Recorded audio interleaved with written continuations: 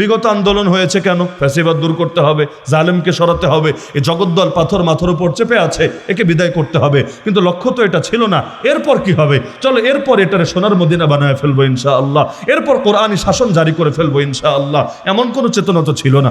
অথচ এই যুবকরা যেই কয়জন রক্ত দিয়েছে, যদি এখানে লক্ষ্যের মধ্যে এটাও থাকতো আমাদের রক্তের যাতে মূল্য হয়, এটার যাতে একটা রেজাল্ট আসে, সেই রেজাল্ট হলো সব অন্যায় দূর করতে চাইলে ইসলাম লাগবেই লাগবে, না হলে সংস্কার সংস্কার সংসার শুনতে শুনতে কান ঝালাপালা হবে। আরে কত সুন্দর সুন্দর ওয়াদা দেখে মনে হবে দেশটা মনে হয় এখন 1 লাখ ইউরোপ আমেরিকা হয়ে যাবে, কিন্তু দীর্ঘ সময় যাওয়ার পর দেখবে সব স্বপ্নই তো ভঙ্গ হয়েছে। প্রথমে আবেগে লাফাবে, আরে 1 বছর না 5 বছর, 5 বছর, 5 বছর, প্রয়োজনে 50 বছর, প্রয়োজনে সারা জীবন। 2 দিন পর বলবে থাক, আপনি আপনার মতো থাকেন, আমাদেরকে আমাদের মতো থাকতে দেন, আপনারা দিয়ে আমাদের ফায়দা হবে না।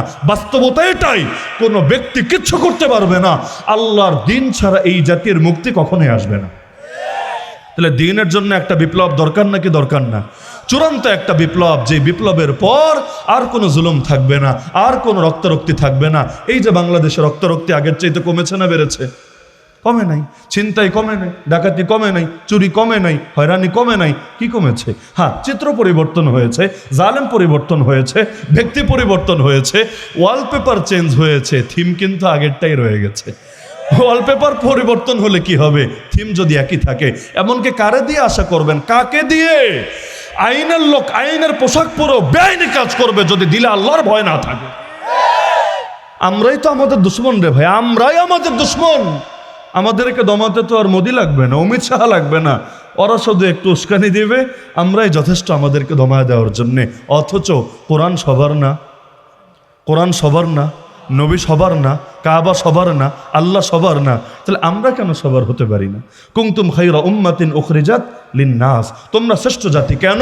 1 নম্বরই হলো তোমাদেরকে সৃষ্টি করা হয়েছে, বেরি করা হয়েছে সমস্ত মানুষের জন্য। সমস্ত মানুষ দরকার ছিল। আমরা অমুসলিমদেরকেও পর্যন্ত বুকে জড়িয়ে তাদেরকে এমনভাবে আখলাক দেখাবো, তারাও আমার 2 দিন পর যাতে জাতি ভাই হয়ে যায়, তারাও ইসলামের আদর্শ অনুপ্রাণিত হয়ে লা ইলাহা ইল্লাল্লাহ পাঠ করতে শুরু করে দেয়। আর আমরা সেই জাতি, মুসলমানরাই আমাদের আখলাকে বিরক্ত হয়ে বলে এই যুগে মুসলমানদের চাইতে ওদের লেনদেনই মনে হয় ভালো। বর্তমানে ইসলামী শাসন ব্যবস্থা বাস্তবায়নে যুবকদের ভূমিকা ও অনুকরণীয় দিকসমূহ, সির্ফ এই একটা বিষয়ের উপরে যদি যুব সমাজ আমল করতে পারে, আগামীর বাংলাদেশের চিত্র সম্পূর্ণ বদলে যাবে ইনশাআল্লাহ। দুনিয়ায় আমরা এটা সকলেই বিশ্বাস করি, শান্তির মালিক, নিরাপত্তার মালিক, সুখের মালিক, সবকিছুর মালিককে একমাত্র আল্লাহ ছাড়া দ্বিতীয় কারো হাতে শান্তি নাই, কারো হাতে মুক্তি নাই, কারো হাতে সুখ নাই, কারো হাতে কোনো কিছু নাই। আল্লাহু লা ইলাহা ইল্লা হুয়াল হাইয়ুল কাইয়ুম। এই যে আয়াতুল কুরসির মধ্যে আমরা কাইয়ুম শব্দ বলি, আল্লাহই হলেন একমাত্র কাইয়ুম। কাইয়ুম শব্দের বাংলা অনুবাদই হলো যিনি সব কিছু নিয়ন্ত্রণ করেন, আরবিতে তাকে কাইয়ুম বলে। তো আল্লাহ নিজেই যেহেতু সব কিছু নিয়ন্ত্রণ করেন, সুতরাং শান্তি চাই, নিরাপত্তা চাই, সুখ চাই, যা কিছুই চাই সেটা নিতে হবে কার থেকে? আর আল্লাহ সেটা তখনই দিবেন যখন বান্দা তাকে রাজি করবে, তাকে খুশি করবে। আল্লাহর ওয়াদা তার দ্বীনের সাথে, আল্লাহর ওয়াদা তার নবীর তরিকার সাথে, আল্লাহর ওয়াদা দ্বীন এবং শরীয়তের সাথে, আল্লাহর ওয়াদা কোরআনী শাসন ব্যবস্থার সাথে। মানুষ যখন আল্লাহর দেখানো এই পথ ছাড়বে, অন্য পথে যতই শান্তি খুঁজুক, যতই মুক্তি খুঁজুক, যতই নিরাপত্তা খুঁজুক, বাস্তবতা হলো এগুলো দিয়ে পৃথিবীর অন্য জাতি কিছু ফায়দা পেতেও পারে, কিন্তু মুসলিম উম্মাহ ইসলাম ছেড়ে অন্য পথ যত ধরবে, আল্লাহর রহমত, আল্লাহর নুসরত, আল্লাহর বরকত থেকে তত বেশি বঞ্চিত হবে। ওমর রাদিয়াল্লাহু আনহু বলেন, নাহনু কওমুন আ'আজ্জানাল্লাহু বিল ইসলাম, আমরা সেই জাতি যাদেরকে আল্লাহ সম্মানিতই করেছেন ইসলামের বদৌলতে। ফাইদা বিতাগাইনাল ইজ্জাতা বিগাইরিহি আযাল্লানাল্লাহ, এখন সেই ইসলাম ছেড়ে অন্য যেখানেই যে জিনিসের মাধ্যমে ইজ্জত তালাশ করি না কেন, দ্বিতীয় কোনো কিছুতে ইজ্জত পাবো না, উল্টো যিনি ইজ্জত দিয়েছিলেন তিনি লাঞ্ছিত করে ছাড়বেন। তো ইসলামী শাসন ব্যবস্থা মানেই হলো সেই শাসন ব্যবস্থা, যেই শাসন ব্যবস্থার নির্দেশ দিয়েছেন স্বয়ং আল্লাহ, বাস্তবায়ন করে দেখিয়েছেন নবী মুহাম্মদুর রাসূলুল্লাহ সাল্লাল্লাহু আলাইহি ওয়াসাল্লাম। আল্লাহ নবীর শাসন ব্যবস্থা ছিল যেটা, এবং নবীর অনুকরণীয় সাহাবী খুলাফায়ে রাশেদিনের শাসন ব্যবস্থা ছিল যেটা, সেটাই হলো ইসলামী শাসন ব্যবস্থা। এর বাইরে যত প্রকার শাসন ব্যবস্থা হতে পারে, এগুলোকে সরাসরি ইসলামী শাসন ব্যবস্থা বলার কোনো সুযোগ থাকতে পারে না। তা আল্লাহ নবীর শাসন ব্যবস্থার নাম কি? খুলাফায়ে রাশেদিনের শাসন ব্যবস্থার নাম কি? হ্যাঁ, এখন কেউ বলতে পারেন নবীর কথা বললেই তো চলে, সঙ্গে খুলাফায়ে রাশেদিনকে আবার কেন মেলানো লাগে? এর ব্যাখ্যা হাদিসেই আছে, আলাইকুম বিসুন্নতি ওয়া সুন্নাতিল খুলাফায়ের রাশেদিন আল মাহদিয়িন, তোমরা আমার আদর্শ আঁকড়ে ধরবা, আর আমার পরে যে খুলাফায়ে রাশেদিন আসবে যারা হেদায়েতের উপর প্রতিষ্ঠিত তাদের আদর্শ আঁকড়ে ধরবা। তাহলে নবীর শাসন ব্যবস্থাও যেমনিভাবে ইসলামী শাসন ব্যবস্থা, আবু বকর, ওমর, ওসমান এবং আলী রাদিয়াল্লাহু আনহুমের যে শাসন ব্যবস্থা সেটাও ইসলামী শাসন ব্যবস্থা। সেই ইসলামী শাসন ব্যবস্থার একটা নাম আছে, এক শব্দে সেটাকে বলা হয় খেলাফতে রাশেদা। কি বলা হয়? হ্যাঁ, এখন বলবেন খেলাফতে রাশেদা তো আমরা খুলাফায়ে রাশেদিনেরটা বুঝি, আল্লাহ নবীরটাকে কি বলবো? নবীরটাও খেলাফত, সাহাবীদেরটাও খেলাফত, তবে একটা পার্থক্য আছে। নবীকে বলা হয় সরাসরি আল্লাহর খলিফা, খলিফাতুল্লাহ ফিল আরদ, আল্লাহর জমিন আল্লাহর খলিফা।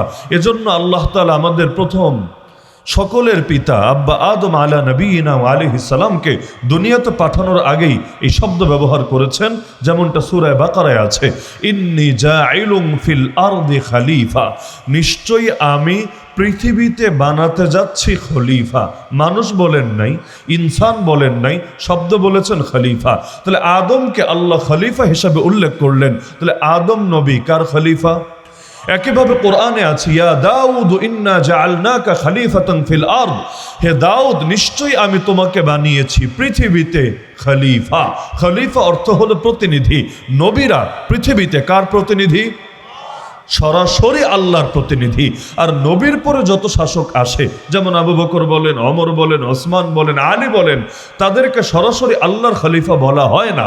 যেমন একদিন আবু বকর রাদিয়াল্লাহু আনহুকে একজন ডাক দিল, ইয়া খলিফাতাল্লাহ, হে আল্লাহর খলিফা। তিনি বললেন, তুমি আমাকে আল্লাহর খলিফা বলো না, আল্লাহর খলিফা তো স্বয়ং মুহাম্মদুর রাসূলুল্লাহ, তুমি আমাকে বলো বাল আনা খলিফাতু রাসূলিল্লাহ সাল্লাল্লাহু আলাইহি ওয়াসাল্লাম, আমি হলাম আল্লাহর রাসূলের খলিফা। তার মানে আবু বকর রাদিয়াল্লাহু আনহু কার খলিফা? রাসূলের খলিফা। ওমর কার খলিফা? রাসূলের খলিফা। ওসমান কার খলিফা? রাসূলের খলিফা। আলী কার খলিফা? রাসূলের খলিফা। আর রাসূল কার খলিফা? রাসূল কার খলিফা? আল্লাহ। এখন বলবেন কেন আবু বকরকে আল্লাহর খলিফা বললে সমস্যা কি, ওমরকে আল্লাহর খলিফা বললে সমস্যা কি? হ্যাঁ, একটা সূক্ষ্ম পার্থক্য আছে। পার্থক্য হলো নবী যেহেতু আল্লাহর খলিফা, আর খলিফা মানে প্রতিনিধি, তার মানে নবীকে ডাইরেক্ট গাইড করেন কে? আল্লাহ ওহির দ্বারা তাকে প্রতিটা জিনিস শিক্ষা দান করেন। এখানে পৃথিবীর কোনো মানুষের কোনো কথার কোনো ভূমিকা থাকবে না। আল্লাহ তাকে যেভাবে বলবেন বেশ তিনি সেভাবেই করবেন। কিন্তু নবীর পরে অন্য কেউ যদি দাবি করে আল্লাহ আমার দিলে এটা ঢেলে দিয়েছেন, আল্লাহ আমার ভেতরে এটা ইলহাম করেছেন, আল্লাহ আমার সামনে এটা কাশ করেছেন, সুতরাং আমি এভাবে করব, যদিও কোরআনের সাথে না মিলে সমস্যা নাই, যদিও হাদিসের সাথে না মিলে সমস্যা নাই, যদিও নবীজের জীবনের সাথে না মিলে সমস্যা নাই, আল্লাহ আমার দিলে ঢেলেছে, বাস আমি এভাবে করব। ইসলামে এর কোনো সুযোগই খোলা নাই। কারো স্বপ্ন দিয়ে শরীয়ত চেঞ্জ হবে না, কারো ইলহাম দিয়ে শরীয়ত চেঞ্জ হবে না, কারো কাশ দিয়ে শরীয়ত চেঞ্জ হবে না, বরঞ্চ শরীয়ত চলবে একমাত্র আল্লাহ রসুলের দেখানো পথ দিয়ে। এর বাইরে যত বড় হুজুর হোক, যত বড় পীর হোক, যত বড় মৌলবী হোক, সে যদি ভিন্ন কিছু দাবি করে উম্মত সেটাকে ডাস্টবিনে ছুঁড়ে ফেলা ছাড়া ভিন্ন কিছু করবে না। তাহলে বাকিদের কাজ কি? বাকিদের কাজ কি সেটা কোরআনে 28 নম্বর পরে সূরা হাশরে আল্লাহ বলেছেন, কাজ সির্ফ একটা, মা আতাকুমুর রাসূল ফাখুযুহু ওয়া মা নাহাকুম আনহু ফান্তাহু। রাসূল তোমাদেরকে যা কিছু দিয়েছেন, রাসূল নিজের থেকে কিন্তু কিছু দেন নাই। কার থেকে দিয়েছেন? তো রাসূল আল্লাহর খলিফা হিসাবে তোমাদেরকে যা কিছু দিয়েছেন সেটা ধরো, আর যা কিছু থেকে নিষেধ করেছেন, বারণ করেছেন সেটা ছাড়ো, সেটা থেকে বিরত থাকো। তাহলে বাকি কিয়ামত পর্যন্ত যত মানুষ আসবে তারা ডাইরেক্ট আল্লাহর খলিফা হওয়ার সুযোগ নাই, বরং আল্লাহ পর্যন্ত যেতে এই পথ ধরেই যাওয়া লাগবে। এজন্য কালেমায় অংশ কয়টা? কালেমায় অংশ কয়টা? লা ইলাহা ইল্লাল্লাহ বলেই তো শেষ হতে পারতো, আল্লাহ মাহবুদ, আল্লাহ রব, আল্লাহ ছাড়া আর কোনো মাহবুদ নাই, আর কোনো ইলাহ নাই, আর কোনো খোদা নাই, আর কোনো রব নাই, ব্যাস থেমে গেলেই তো পারতো। আরেকটু লাগে কেন? মুহাম্মাদুর, আর একটু লাগে কেন? এজন্যই লাগে যে আল্লাহ আমার রব, ঠিক আছে, কিন্তু আল্লাহর প্রভুত্বের প্রতি আনুগত্য আমি করব কিভাবে?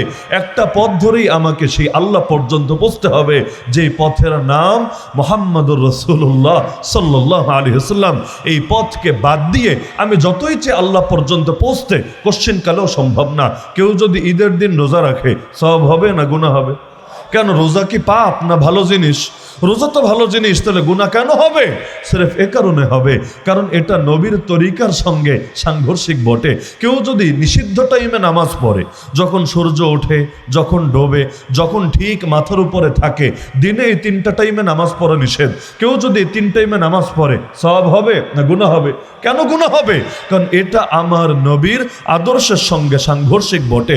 এমনকি কেউ যদি আল্লাহ ছাড়া অন্য কারো নামে কসম কাটে, নেতার কসম, নেত্রীর কসম, তোমার প্রেমের কসম, তোমার জীবনের কসম, কত আজীব আজীব কসম মানুষ কাটে। এভাবে যদি কসম কাটে কি হবে?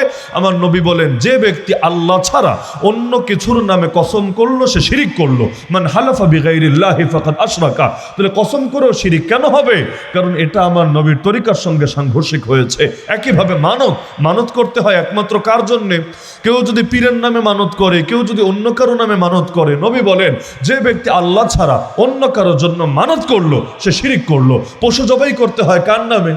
কেউ যদি পীরের নামে পশু জবাই করে, বিসমিল্লাহি আল্লাহু আকবার না বলে, বিসমি পীর আল্লাহু আকবার এভাবে বলে সে যদি পশু জবাই করে, তাহলে এর দ্বারা আল্লাহর সন্তুষ্টি পাবে না আর উল্টো গজবে পড়বে? কেন? কারণ সে নবীর তরিকার বাইরে চলে গিয়েছে। আমার আবেগ দিয়ে কিছু নির্ধারিত হবে না, আপনার আবেগ দিয়ে কিছু নির্ধারিত হবে না, বরং নবীর তরিকা দিয়েই সব কিছু নির্ধারিত হবে। এর বাইরে কোনো কিছু চলতেই পারবে না। তাহলে নবীও আল্লাহর খলিফা সরাসরি, আর বাকি যারা আছে তারাও আল্লাহর খলিফা, তবে নবীর ভায়া হয়ে। এজন্য বাকিদেরকে বলা হয় আল্লাহ রসুলের খলিফা। তাহলে নবীর যে শাসন ব্যবস্থা সেটার নামও খেলাফত, সাহাবিদের যে শাসন ব্যবস্থা সেটার নামও খেলাফত, আর নবী আর সাহাবিদের শাসন ব্যবস্থা যেটা সেটাই ইসলামী শাসন ব্যবস্থা। তাহলে এক বাক্যে এক শব্দে আমরা বলতে পারি ইসলামী শাসন ব্যবস্থার নাম কি? ইসলামী শাসন ব্যবস্থার নাম কি? খেলাফত। খেলাফত শব্দের অর্থই হলো প্রতিনিধিত্ব। প্রতিনিধিত্ব। বর্তমান শাসন ব্যবস্থায় সরকাররা প্রতিনিধি হয়, কিন্তু কার প্রতিনিধি হয় জানেন? সবার আগে জনগণের প্রতিনিধি হয়, জনগণের প্রতিনিধি। এজন্য আমরা যখন নির্বাচনে ভোট দেই কি করি? আমরা এই যে ধরেন জাতীয় সংসদ নির্বাচনে যখন ভোট দেই, আমরা মূলত কিছু আইন প্রণেতা এবং বিধান প্রণেতা নির্বাচিত করি। এমপি যারা হয় পার্লামেন্ট মেম্বার, এই পার্লামেন্ট মেম্বার মানে কি? পার্লামেন্ট মেম্বার মানেই হলো আইন প্রণেতা, বিধান প্রণেতা। তিনি আইন বানাবেন, আইন প্রণয়ন করবেন। এখন যারা ইসলামী আদর্শে বিশ্বাসী তারা জানে মুসলমান আইন প্রণয়ন করতে হয় আল্লাহর আইনের মাঝে থেকে। আল্লাহর বাইরে গিয়ে নিজের থেকে কোনো আইন প্রণয়ন করা যায় না। আল্লাহ যা হালাল করেছেন হালালই থাকবে, হারাম করা যাবে না। আল্লাহ যা হারাম করেছেন হারামই থাকবে, একটাকেও হালাল করা যাবে না। আর যারা ইসলামী মূল্যবোধে বিশ্বাসী না তারা মনে করে আরে না, এখানে আবার আল্লাহরটা কেন মানতে হবে? আল্লাহর কথা তো মসজিদে মানবো, আল্লাহর কথা তো মাদ্রাসায় মানবো, আল্লাহর কথা তো গির্জা প্যাগোডায় মানবো, আল্লাহর কথা তো এই জাতীয় ধর্মীয় সভায় মানবো। আল্লাহর কথা আবার পার্লামেন্টে কেন? আল্লাহর কথা আবার পলিটিক্সে কেন? আল্লাহর কথা আবার ইকোনমিক্সে কেন? আল্লাহর কথা আবার এখানে এখানে এখানে এই জাতীয় জায়গায় কেন? এজন্য দেখেন না নীতি পর্যন্ত পাল্টে ফেলেছে। এখনো পর্যন্ত বাংলাদেশে যে কুফরি সংবিধান আমাদের মাথার উপর চাপানো আছে সেখানেও লেখা আছে সকল ক্ষমতার উৎস লা ইলাহা ইল্লাল্লাহর অর্থ তো এইটা, তাই না? যে সকল ক্ষমতার মালিক জনগণ, সকল ক্ষমতার রব জনগণ, এইটা লা ইলাহা ইল্লাল্লাহর অর্থ। বলবেন কেন? জনগণকে ক্ষমতার মালিক মানলে সমস্যা কি? আরে সমস্যা কি? চারদিকে তাকালেই বুঝতে পারবেন সমস্যা কি। বাংলাদেশে বেশ্যাখানা খোলা আছে নাকি নাই? একটা না অনেকগুলা। এগুলোর নিরাপত্তা দিচ্ছে সরকার, এগুলোর নিরাপত্তা দিচ্ছে প্রশাসন। এমনকি আজকে আপনি মিছিল করেন, আন্দোলন করেন যে এগুলো বন্ধ করতে হবে, দেখবেন সমস্ত হলুদ মিডিয়া আপনার বিরুদ্ধে লেগে গিয়েছে। প্রশাসন টঙ্গি ট্যাগ লাগিয়ে আপনাকে জেলে ভরেছে। এমনকি কপাল যদি বেশি খারাপ থাকে রাস্তায় গুলি করে পাখির মতো লাশ বানিয়ে রেখেছে। অথচ আমার আল্লাহ বেশ্যাখানাকে হালাল করেছেন না হারাম? তা আল্লাহ করেছেন হারাম, আল্লাহ করেছেন হারাম। এই বাংলার জমিনে এগুলো হালাল করলোটাকে? করেছে কিছু মানুষ যারা নিজেদেরকে ক্ষমতার মালিক বানিয়ে নিয়েছে। আমার আল্লাহ সুদকে করেছেন হালাল না হারাম? তা আমার আল্লাহ যদি সুদকে হারাম করেন, বাংলাদেশের অর্থনীতির মেরুদণ্ড সুদ হলো কিভাবে? যেই সুদকে কোরআনে বলা হয়েছে আল্লাহ এবং তার রাসূলের বিরুদ্ধে, যেই সুদকে হাদিসে বলা হয়েছে নিজের আপন মায়ের সাথে জিনা করার চাইতেও বড় নিকৃষ্ট, সেই সুদ এই দেশে এভাবে প্রতিষ্ঠিত হলো কিভাবে? এমনকি সুদের মহাজনেরা পর্যন্ত সবচাইতে বড় সম্মানের আসনে আসীন হলো কিভাবে? তাহলে সুদ এত নরমালাইজ হলো কিভাবে? হয়েছে এ কারণে, ক্ষমতার মালিক তো আল্লাহকে বাদ দিয়ে কিছু মানুষই হয়ে গিয়েছে। আমার আল্লাহ মদকে হালাল করেছেন না হারাম? আমার আল্লাহ যদি হারামি করে থাকেন, মদের বারের লাইসেন্স দেওয়ার অধিকার সরকারগুলোকে কে দিয়েছে? কোনো মুসলমানের জন্য কখনোই মদ খাওয়া জায়েজ হবে না। সে নায়ক হোক, নায়িকা হোক, গায়ক হোক, গায়িকা হোক, খেলোয়াড় হোক, যা মনে চায় তা হোক, মুসলমানের জন্য মদ হারাম, হারামই থাকবে। লাইসেন্স নিয়ে খেলেও হারাম, লাইসেন্স ছাড়া খেলেও হারাম। একদিকে হুজুরদেরকে বলবে হুজুর মাদক আর ধর্ষণের বিরুদ্ধে ওয়াজ করেন, আর একদিকে সরকারগুলো নিজেরাই মদের বারের লাইসেন্স দিয়ে রাখবে। অনেক জায়গায় এয়ারপোর্টেও নামলে দেখবেন এখানে বিনা শুল্কে মদ কেনার ব্যবস্থা আছে। বাহ, কি সম্মানজনক এক ব্যবস্থা! বিনা শুল্কে মদ বিক্রয়ের ব্যবস্থা আছে। এমন কি কয়দিন আগে হলো এক জায়গায় গাড়ি আটকিয়েছে এক মহিলা, পুলিশ না আর্মি জানো, সে বলছে আমার গাড়িতে মদ আছে তো কি হয়েছে, আমার লাইসেন্স আছে। লাইসেন্স তার মানে মাদকের বিরুদ্ধে ওয়াজ চলবে, তবে কোন মাদক? যেই মাদক খাওয়া হবে লাইসেন্স ব্যতি রেখে। লাইসেন্স নিয়ে যদি খায় এতে কোনো সমস্যা নেই। কেন? সে খাচ্ছে, সরকারের পয়সা দিয়ে খাচ্ছে, তাহলে সেও খাচ্ছে, সরকারও খুশি থাকছে। মাঝখানে তোমার সমস্যা কোথায়? নাউযুবিল্লাহি মিন যালিক। এমনকি ভাস্কর্য আমার আল্লাহ হালাল করেছেন না হারাম? মানুষের ছবি, প্রাণীর ছবি, এগুলোকে ঘরে রাখাকে আমার আল্লাহ হালাল করেছেন না হারাম? অথচ এই বাংলাদেশটা পুরোটা ভাস্কর্যের নামে মূর্তি দিয়ে সয়লাভ হয়ে গিয়েছে। ঘরে যদি ছবি থাকে ঘরে রহমতের ফেরেশতা আসে না। পুরো দেশ যদি এভাবে ভাস্কর্য দিয়ে সয়লাভ হয়ে যায়, রহমতের ফেরেশতা আসার কোনো অ্যাক্সেসই তো আর থাকবে না। আর রহমতেরটা না আসলেও ভিন্ন একটা আসবে, যেটাকে গজবের ফেরেশতা বলে। এজন্যই তো কপাল থেকে বিপদ আর যায় না, আমাদের জিন্দগি থেকে পেরেশানি আর দূর হয় না। হবে কিভাবে? চারদিক থেকে নিজেরাই গজব টেনে আনছে আল্লাহর পক্ষ থেকে। অফিস আদালতে দেখেন না, অমুক আর তমুকের ছবি না টানালে আপনার চাকরিই থাকবে না। নাউযুবিল্লাহি মিন যালিক। অথচ নবীর হাদিসে স্পষ্ট, এখানে ভিন্ন কোনো ব্যাখ্যা করার সুযোগ থাকবে না।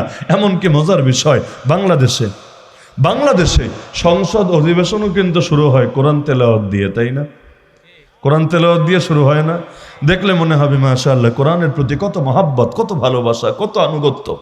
এমনকি নিজেরাই পড়ে তা না, বরঞ্চ ভালো হুজুর এনে কারি সাহেব এনে পড়ায়। মানে হুজুরদের প্রতি, আলেমদের প্রতিও ভক্তিতে কমতি নাই এমন না।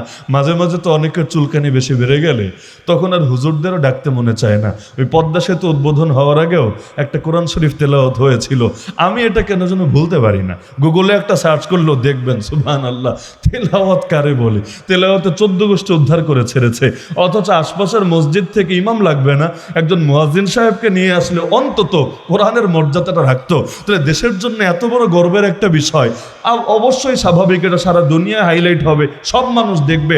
সেখানে পর্যন্ত মৌলবী বাদ দিয়া হাফ মৌলবী দলের থেকে দাঁড় করিয়ে দিয়ে কোরআন তেলাওয়াতে লাগিয়ে দেওয়াই তো প্রমাণ করে হুজুরদের প্রতি কি পরিমাণ অ্যালার্জি অনেকের থাকে। এমনকি মাঝে মাঝে তো অনেকে হুমকি ধমকিও দিত, আমাদের হুজুর লাগে না, জানাজা পড়াতে হুজুর লাগে না, আমরাই যথেষ্ট আমাদের জানাজা দেওয়ার জন্যে। নাউযুবিল্লাহি মিন যালিক। আল্লাহ আমাদেরকে হেফাজত করুক। হ্যাঁ, যুগে যুগে এগুলো চলতেই থাকে, এক এক সময় এক এক শব্দে। এখনো কেউ কেউ দাবি করে শরীয়তের আইন নাকি মানে না, অথচ শরীয়তের আইন না মানলে বিয়া করলে কিভাবে? শরীয়তের আইন না মানলে মরার পর তোমার জানাজাটা হবে কিভাবে? শরীয়তের আইন না মানলে জন্মের উপর ডান কানে আর বাম কানে যা দেওয়া হয়েছে সেটাই বা কিভাবে? জীবনে শরীয়তের আইন তো মানোই ভাই টুকটাক, তাহলে এটা স্পষ্টভাবে এটার বিরুদ্ধে অবস্থান করার দরকারটা কি? যারা শরীয়তের আইন মানে না তারা তো নিজেকে আল্লাহ দ্রোহী ছাড়া ভিন্ন কিছু সাব্যস্ত করে না। রাষ্ট্রদ্রোহী হওয়া বড় অপরাধ না আল্লাহদ্রোহী হওয়া বড় অপরাধ? হ্যাঁ, আমলের ত্রুটি কার নাই? আমার আছে, আপনার আছে, সবার আছে, কার নাই? কিন্তু ইমানের ত্রুটি তো কখনোই গ্রহণযোগ্য না। আমলের ত্রুটি তো আল্লাহ মাফ করবেন, ইমানের ত্রুটি তো কখনোই মাফ করবেন না। তাহলে দরকার তো ছিল এটা, যেটা মানতে পারি না সেটার ব্যাপারে আমি বলবো হ্যাঁ আমার ইমান আছে, আমার ইমান। যেমন বাংলাদেশে ইসলামী শাসন ব্যবস্থা আছে, আরে বলেন না আছে? নাই। কিন্তু এখানে আমার সামনে যত মানুষ বসে আছেন, আমি যদি জিজ্ঞেস করি আপনারা ইসলামী শাসন ব্যবস্থা বিশ্বাস করেন কি না, সবাই বলবেন হ্যাঁ অবশ্যই করি। নাই, তারপরও করি। এই যে বিশ্বাস করি এটা আমার ঈমান, এই যে চর্চা করতে পারছি না এটা আমার আমলের দুর্বলতা। যারাই আল্লাহকে রব মানে, আল্লাহর ঘরকে হেফাজত করা, নিজেদের প্রথম কেবলাকে রক্ষা করা, তাদের সবার ঈমান দায়িত্ব, কিন্তু কিছু করতে তো পারছি না, এটা আমাদের দুর্বলতা, আমাদের অপারগতা, আমাদের সীমাবদ্ধতা। তা আমলের ত্রুটি আছে, কিন্তু তারপর ঈমান তো ঠিক আছে আলহামদুলিল্লাহ। তো বহুত কিছুই তো এমন আমল করতে পারি না। আরে ভাই, যারা গরিব মানুষ এরা তো যাকাতও দিতে পারে না, যারা গরিব মানুষ এরা তো হজও যেতে পারে না, যারা গরিব মানুষ তারা তো কোরবানিও দিতে পারে না। তাই বলে বিধানগুলো অস্বীকার তো করে না, অস্বীকার তো করে না। তা আমাদের দায়িত্ব অস্বীকার করা লাগবে কেন? শরীয়তের আইন নাই বাংলাদেশে, না থাক। এটাতে যদি আমি চেষ্টা চালিয়ে সারা জীবনে সফল নাও হই, এটা আমার অপারগতা, আমার দুর্বলতা, আমার সীমাবদ্ধতা। আল্লাহ চাইলে মাফও করে দিতে পারেন, কিন্তু বিশ্বাসী যদি না রাখি তাহলে আমার ঈমানই তো আর থাকতে পারে না। এমনকি এগুলোকে ঘোরায় পেঁচায় ফতোয়া দিয়া বৈধতা দেওয়ার কোনো সুযোগ থাকবে না। তাহলে ইসলামী শাসন ব্যবস্থায় যিনি শাসক হন, শাসনের প্রধান ব্যক্তি হন, তিনি হন প্রথমে আল্লাহর খলিফা, আল্লাহর প্রতিনিধি। আর বর্তমান সিস্টেমে যিনি ক্ষমতার মূলে থাকেন তিনি হন সবার আগে জনগণের প্রতিনিধি। আর ইসলামে তিনি কার প্রতিনিধি? আল্লাহর প্রতিনিধি হলে আল্লাহর বান্দার প্রতিনিধি এমনিই হয়, কারণ আল্লাহ বান্দার পক্ষে না বান্দার বিপক্ষে। আল্লাহ বান্দার ক্ষতি করে না উপকার করে? আরে আল্লাহকে কখনো বান্দাকে ঠকায়? আল্লাহকে কখনো বান্দার উপর জুলুম করে? মা সন্তানের উপর জুলুম করে, এটা কখনো হলেও হতে পারে, দুই একটা ফ্যামিলিতে হলেও হতে পারে, কিন্তু আল্লাহ বান্দার উপর জুলুম করে এটা কখনো হয় নাই, হবে না, হওয়া সম্ভবই না। ওমা রব্বুকা বিযাল্লামিল লিল আবিদ। এজন্য আমার নবী ছিলেন কার খলিফা? তাহলে দুনিয়ার মধ্যে একটা মৌলিক পার্থক্য দেখেন ইসলামী শাসন ব্যবস্থা আর প্রচলিত শাসন ব্যবস্থায়। প্রচলিত শাসন ব্যবস্থায় জনগণের কথাই মূল কথা, ইসলামী শাসন ব্যবস্থায় আল্লাহর কথাই মূল কথা। বলবেন পার্থক্য কি? একটা উদাহরণ দিলে বুঝবেন। মনে করেন সব জনগণ চায় বিড়ি খাওয়ার অধিকার। মনে করেন সবাই না চাইলেও 70%, 80% আন্দোলনে নেমেছে, বিড়ির অধিকার চাই, বিড়ি ছাড়া কোনো কথা নাই। এমনকি বিড়ির মহাব্বত এত বেশি, অনেকে বাথরুমে গেলেও মহাব্বত ছাড়তে পারে না। তো এখন বললো সব ব্যাপারে আপোষ চলবে, বিড়ির ব্যাপারে আপোষ চলবে না। তাহলে জনগণের চাওয়া হলো বিড়ি বেচতে দিতে হবে। এজন্য বাংলাদেশেও বিড়ি বেচা চলে নাকি চলে না? বিড়ি কিন্তু মাদকের পর্যায়ে না, বাংলাদেশের আইনে বিড়ি কিন্তু মাদকের পর্যায়ে না, বরঞ্চ বিড়ির প্যাকেটে, সিগারেটের প্যাকেটে ওয়াজ লেখা থাকে, ধূমপান স্বাস্থ্যের জন্য ক্ষতির কারণ। তো বেচো কেন? কেন দোকানে রাখো কেন? বলবেন না ক্ষতির কারণ, এটা হলো মেডিকেল সায়েন্সের ভাষা। আর এটাকে অনুমোদন দেওয়া হয়েছে, বৈধতা দেওয়া হয়েছে, কারণ এটা জনগণের চাওয়া। তো যদিও মেডিকেল সায়েন্স বলছে ক্ষতি, তারপর আমরা অ্যালাউ করব, কারণ জনগণ চায়। এই এক জনগণ চাওয়া দিয়ে পৃথিবীর কোনো দেশে মদও বৈধ, কোনো দেশ বাদ দেয়নি। দিল্লিতে গিয়ে পর্যন্ত আমি দেখেছি মদের দোকানের সামনে এত লাইন, দ্বিতীয় কোনো দোকানে এত লাইন কল্পনাও করা যায় না। ঠেলাঠেলি কারে বলে, সিরিয়াল কারে বলে, আর ঠেইলা ঠুইলা লাস্টে গিয়া সবার সামর্থ্য তো বেশি না, ছোটোখাটো একগুলা ওই পলির প্যাকের মতো পাওয়া যায়, এইটাও যখন হাতে নেয়, কি হাসি! ওই হাসিগুলো ভোলা যাবে না, মনে হয় জগৎ জয় করে ফেলেছে, পুরো ইন্ডিয়ার বাদশা মনে হয়ে গেছে, কি খুশি! তো এভাবে আমি অবাক হলাম, এভাবে ওপেন এখানে মদ বিক্রি হচ্ছে, কাহিনীটা কি? পরে বুঝলাম না, এখানে এটাকে বৈধতা দিয়ে রাখা হয়েছে, যার কারণে এখানে বলার কিছু নাই। বাংলাদেশে বিক্রি হলেও লুকিয়ে হয়, ওখানে লুকিয়ে না, বুক ফুলিয়ে হয়। তাহলে পৃথিবীর বহু দেশে বহু কিছু চলে। এমন দেশও আছে ভাইয়ে বোনে বিয়েকেও বৈধতা দিয়ে রাখা হয়েছে, পুরুষে বিয়েকেও বৈধতা দিয়ে রাখা হয়েছে। কেন? মেডিকেল সায়েন্স বলেছে এটা তো উপকার না, বরঞ্চ জনগণ চেয়েছে, জনগণ। তাহলে বাংলাদেশে সিগারেট বন্ধ করে না কেন? জবাব একটাই, জনগণ চেয়েছে। কিন্তু ইসলামী খেলাফত যদি থাকতো আর খলিফা তিনি যদি থাকতেন, তিনি আর এটা চিন্তা করতেন না জনগণ চেয়েছে কি চায় নাই। আর জনগণ সবাই মিলেও যদি চায়, আল্লাহ না চান, সেটাকে কখনো বৈধতা দেওয়ার কোনো সুযোগই নেই।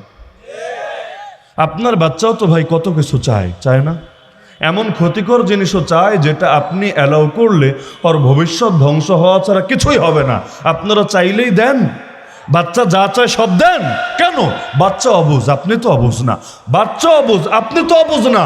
আপনি তার এই অবুঝ চাওয়াগুলোকে মূল্যায়ন করলে এটা তার ক্ষতি ছাড়া কোনো কিছুই হবে না।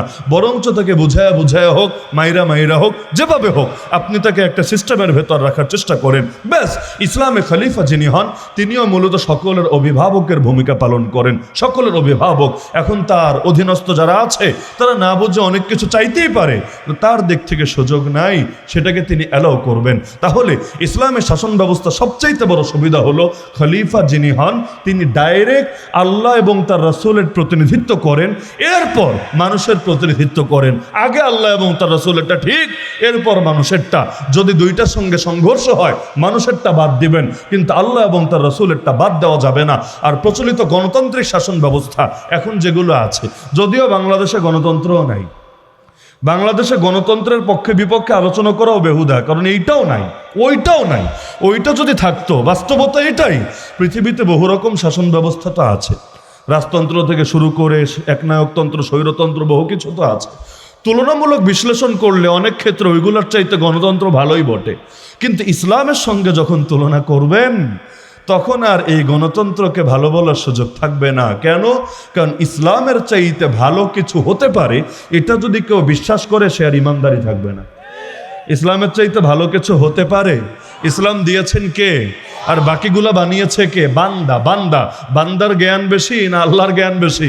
তা আল্লাহর বান্দার মধ্যে যেমন তুলনা চলে না, আল্লাহ যে আদর্শ দিয়েছেন আর বান্দারা যত আদর্শ বানিয়েছে, সেটা আমেরিকায় বানাক, ইউরোপে বানাক, সেটা চায়না, রাশাই বানাক, যাই বানাক, কখনোই আল্লাহরটা আর বান্দারটার মধ্যে তুলনাই চলে না।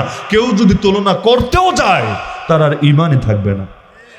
এজন্য ইমান ভঙ্গের প্রসিদ্ধ 10টা কারণ তো অনেকে মুখস্থ করেন, এর মধ্যে দেখবেন একটা কারণ এটাও আছে, কেউ যদি নবীর আনিত শিক্ষা এবং আদর্শের চাইতে অন্য কোনো কিছুকে বেশি উত্তম মনে করে তার ইমান আর থাকবে না, ইমানই যাবে বরবাদ হয়ে। আল্লাহ অন্তত আমাদেরকে ফিতনার জামানায় ইমানটুকু হেফাজতের তৌফিক দান করুন। তাহলে গণতন্ত্র আর খেলাফতের শাসন ব্যবস্থায় মূল পার্থক্য বুঝতে পারছেন? 1 নম্বর পার্থক্যই গণতন্ত্র এসেছে জনগণের স্বার্থ রক্ষা করতে, যদিও এটা বইয়ের ভাষা, বাস্তবতা না। বাস্তবতা হলো গণতন্ত্র এসেছে পশ্চিমাদের স্বার্থ রক্ষা করতে। বইয়ের ভাষা আলাদা আর বাস্তবতা আলাদা, থিওরি আলাদা, প্র্যাকটিস আলাদা। বাংলাদেশ ইসলামী নামে বহু ব্যাংক আছে না, বহুত ব্যাংক ইসলামী নামে আছে না? আপনি যদি এদের কাগজপত্রগুলো দেখেন, বইপত্রগুলো দেখেন, শরিয়া বিভাগ থেকে যত লিটারেচার বের হয়েছে এটাতে নজর রাখেন, তখন মনে হবে না একদম 100 থেকে 100 না হলে অনেকটাই তো মাশাআল্লাহ শুদ্ধতার কাছাকাছি। কিন্তু আপনি এক একটা শাখায় গিয়ে, ব্রাঞ্চে গিয়ে যদি তাদের প্র্যাকটিসটা দেখেন, অধিকাংশ জায়গায় হতাশ হওয়া ছাড়া আর কিচ্ছু পাবেন না। বলবেন হায় রে, বইয়ে আছে কি আর বাস্তবে চর্চা করে কি? আমি এমন একাধিক ম্যানেজারকেও পেয়েছি, নাম বলার দরকার নাই, একাধিক ইসলামী ব্যাংকের। ইসলামী ব্যাংক মানে শুধু একটা না, বহু ব্যাংকেরই ইসলামী ইসলামী ইসলামী আছে। একাধিক ম্যানেজারের সাথেও কথা বলেছি, কিছু টার্ম নিয়ে যখন আলোচনা করেছি দেখি তাদের সামনে ক্লিয়ার না। লাস্টে বলে হুজুর আমরা তো আপনাদের মতো মাদ্রাসা পড়ুয়া না অথবা মুফতি সাহেব না, আমাদের একটা শর্টকাট কোর্স করিয়েছে, ওই কোর্স করে যতটুকু আইডিয়া হয়েছে ব্যাস অতটুকুই, এজন্য আমাদের সামনে বহুত কিছুই ক্লিয়ার না। তা আমি বলি কোর্সে যতটুকু ছিল ওইটা অন্তত ঠিক করেন। কিন্তু অনেক ক্ষেত্রে বলে না আসলে চাইলেও সব কিছু পারা যায় না, আমাদের তো সবাইরে নিয়ে চলতে হয়, যুগের তাল মিলে চলতে হয়। যত যাই হোক এখানে পয়সার একটা ব্যাপার তো আছে, তো এত কিছু ঠিক রাখতে গিয়া মাঝে মাঝে ইসলামের বাইরে যাওয়া লাগে। তাহলে থিওরি কি বড় বিষয় না, প্র্যাকটিস কি এটা বড় বিষয়। এজন্যই বাংলায় বলি ফলে পরিচয়। কেউ যদি দাবি করে আমি বড় দেশপ্রেমিক, কিন্তু আপনি দেখেন সে খালি খুন করে, সে খালি গুম করে, সে খালি অগ্নি সন্ত্রাস করে, সে খালি মানুষ মারে, সে নিজের ক্ষমতার জন্য গোটা দেশকে রক্তে ভাসিয়ে দিতে জানে, তাহলে সে সারাদিন যদি বলে আমি দেশপ্রেমিক, আমি মুক্তিযুদ্ধের চেতনার অধিকারী, আমি এই আমি সেই, তাহলে আপনি তার কথায় বিশ্বাস করবেন না কাজে বিশ্বাস করবেন? কথা একটা, কাজ আর একটা। আপনি বলবেন বৃক্ষ তোমার নাম কি? ফলে পরিচয়। আমি তোমার মিষ্টি মিষ্টি কথা দেখে প্রতারিত হতে পারি না, আমি তোমার কাজ যেটা এটা দেখেই তোমারে মূল্যায়ন করব, ভিন্ন কোনো দিকে যাওয়ার প্রশ্নই আসে। কথা তো মাশাআল্লাহ, অনেকে তো কথার রাজা হয়ে যায়, কথার রাজা, কত কথা বলে, এমনকি এমন কথা বলে যেটা 2 দিন পর তার ব্যাপারে বললেও সহ্য হবে না, কিন্তু ওইটাও লোকে সুনাম করে থাকে। এখন থেকে 2 বছর আগে, আজকে 12 নভেম্বর না, 13 নভেম্বর 2023 একটা ভাষণ এসেছিল। কে দিয়েছে, কই দিয়েছে ওই আলাপ রাখেন, দরকার নেই, ব্যক্তি মুখ্য না, কথাটা মুখ্য। একটা ভাষণ এসেছিল। কি ভাষণ? ভাষণের মধ্যে এই দাবিটা ছিল যে অনেকেই দেশকে অস্থিতিশীল করতে চাচ্ছে, নৈরাজ্য ছড়িয়ে দিতে চাচ্ছে, তারা আগুন ধরায়া বিভিন্ন গাড়িটারি পোড়ায়া দিচ্ছে, দোকানপাটে অগ্নি সন্ত্রাস করছে। এরকম কাউকে যদি আপনারা পান, সবার আগে তার হাতই ওই আগুনে পোড়ায়া দিবেন। 2 বছর আগের কথা, আজকের না। আজকের দিনে কাকতালীয়ভাবে এটা আমার খুব মনে পড়েছে এবং মনে ধরেছে। মাশা আল্লাহ, ওই আমল যদি এখনই চালু হয় তাহলে এটা হয়তো তার কাছে অপছন্দ লাগবে। আরে আমি বুঝাইলাম কি আর পাবলিকে করলোটা কি? আমি তো বলেছি অন্যের ব্যাপারে, পাবলিক দেখিয়ে এনে প্রয়োগ করে দিয়েছে আমার মানুষদের ব্যাপারে। তো বাস্তবতা এটাই, অনেকে কথার রাজা হয়, এত সুন্দর করে কথা বলতে পারে, মানুষ কথাই মোহিত হয়ে যায়। এজন্য দেখবেন অনেকে ইমোশন নিয়ে ভালো খেলতে পারে, ইমোশন দিয়ে ভালো খেলা যায়, যুক্তি দিয়ে কম খেলা যায়, বুদ্ধি দিয়ে কম খেলা যায়, ইমোশন দিয়া বহুত খেলা যায়, বহুত। এজন্য দেখেন না কেউ তাহাজ্জুদের নামাজ পড়লেও সেই ছবিও ফেসবুকে ভাইরাল হয়ে যায়। ভাই গোপন রুমে তাহাজ্জুদ পড়লে এটা মানুষ দেখবে কিভাবে? তাহাজ্জুদের এত সওয়াব এ কারণেই যেটা মানুষ দেখে না। বিশ্বাস করেন, তাহাজ্জুদের এত সওয়াব এ কারণেই, এটা লোকে দেখেন, এখানে রিয়ার সুযোগ থাকে না। আমি মসজিদে নফল বেশি পড়লাম, হতে পারে মানুষকে দেখানোর জন্য যে আমি বড় ভালো মানুষ, আমি বড় পীর, কিন্তু তাহাজ্জুদ আমি পড়বো, এটা আমার ফ্যামিলির লোকও তো ঠিকভাবে দেখবে না, যারা ঘুমে থাকবে ওরা জানবেও না, জানবেন একমাত্র কে? তাহলে সেখানে আমি তাহাজ্জুদ পড়লাম যেখানে বাইরের কোনো লোক ঢুকতেই পারে না, ঢোকার সুযোগও থাকে না, ওইখানে আমি যেই মাত্র জায়নামাজে হাত দুটো তুললাম, চোখ থেকে মাত্র পানি আসতে শুরু করেছে, এই মুহূর্তে এমন একটা ক্লিক নেওয়া হয়েছে যেইটাও আবার লুকায়া টুকায়া কোনো চুপি নেওয়া ক্লিক না, বরং সেই রকম ডিএসএলআর ক্যামেরার ক্লিক, এবং যেটা ছড়ানো হয়েছে নিজেদের বিশ্বস্ত লোকদের থেকে, তার মনে আর বুঝতে বাকি থাকে না এখানে উদ্দেশ্য তাহাজ্জুদ না, উদ্দেশ্য জাতির ধর্মীয় আবেগ নিয়ে একটু খেলা করা। নির্বাচন আসলে দেখেন না কত রকম ধর্মীয় আবেগ ঝরে পড়ে, কেউ বলে মদিনার ইসলামের কথা, কেউ বলে মদিনার সনদের কথা, বাহ মদিনার প্রেম, মদিনার প্রেম। অথচ আসলেই যদি এভাবে মদিনার প্রেম থাকতো সবার মাঝে, এই দেশটা এতদিনে এক টুকরা মদিনাই হতো, এক টুকরা দিল্লি, এক টুকরা ওয়াশিংটন, এক টুকরা মস্কো, বেইজিং, এগুলো বানানোর চেষ্টা কেউ চালাতো না, বরং সকলে মিলে এক টুকরা সোনার মদিনাই বানিয়ে ছাড়তো। কিন্তু আমাদের মুখে আর বুকে তো মিলে না, মুখে থাকে একটা, বুকে থাকে আর একটা। এজন্য ইমোশন দিয়ে সবকিছু বৈধ চালানোর চেষ্টা করা হয়। আরে দুঃখ কার নাই? কিন্তু দেখবেন কেউ স্বজন হারানোর বেদনা এত বলে, মনে হয় যেন পৃথিবীতে কষ্ট সব থাকলে তার একার বুকের মাঝে আছে। ভাই নিজের কষ্ট নিজের বুকে চেপে রাখতে হয়, সবকিছু পাবলিকের সামনে বলার বিষয় না। তাও কেন বলতে হয়? কারণ এই জাতিটাই এমন, এদেরকে যত বেশি ইমোশন দেওয়া যায় তত বেশি উল্লু বানায়া, বোকা বানায়া, মাথার উপর যা মনে চায় তা চাপায় রাখা যায়। বাস্তবতা হলো আমাদের আবেগটা বিবেকের চাইতে একটু বেশিই কাজ করে। মনে কষ্ট নিয়েন না, আমাদের আবেগটা আমাদের বিবেকের চাইতে একটু বেশিই কাজ করে। বিবেক যদি আবেগের চাইতে বেশি কাজ করত, আমাদেরকে এতকাল কেউ গোলাম বানায় রাখতে পারতো না। 1757 থেকে আমাদের গোলামি শুরু হয়েছে, আজ 2025-এর 12ই নভেম্বর, আজও পর্যন্ত আমাদের গোলামি শেষ হয়নি। বলবেন কিভাবে হুজুর? স্বাধীনতা একটা আসলো 47-এ, আরেকটা আসলো 71-এ, আবার আসলো 2024-এ, এত কিছুর পরও আপনি গোলামি খুঁজে পাচ্ছেন কিভাবে? আরে ভাই, নেতার পরিবর্তন দিয়ে কি হয়, নীতির পরিবর্তন যদি না হয়। 1757-র আগে 1252 থেকে শুরু করে শেখ ইখতিয়ার উদ্দিন মোহাম্মদ বখতিয়ার খলজির হাত ধরে যখন বিজয়ের সূচনা হয়, 1252 থেকে 1757, এই 505 বছর, কম হোক বেশি হোক, দুর্বলতার সাথে হোক সবলতার সাথে হোক, ইসলামী শাসন টুকটাক জারি ছিল।